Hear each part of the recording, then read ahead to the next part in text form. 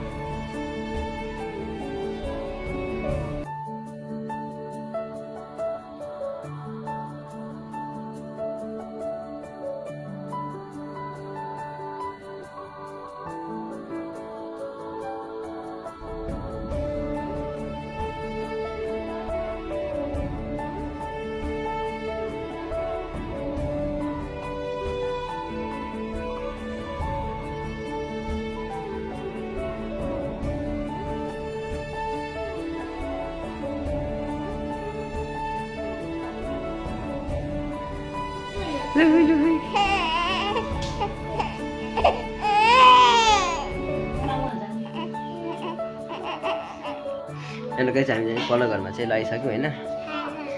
Hello गरिदिनु। मेरो साली नानी हैन है। हो कि हैन। सो अब चाहिँ हामी आफ्नै असली घरमा चाहिँ लगाउन आँटेको छौँ हैन। हो कि हैन।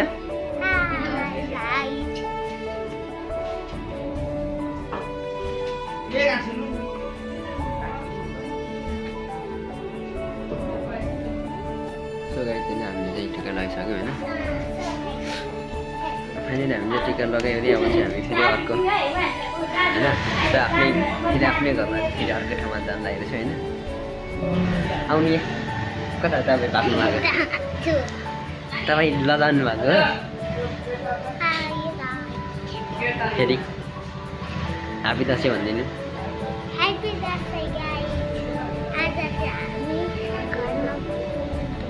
अलिक ठुलो अलिक ठुलो अलिक बिस्तारै बोल्नु।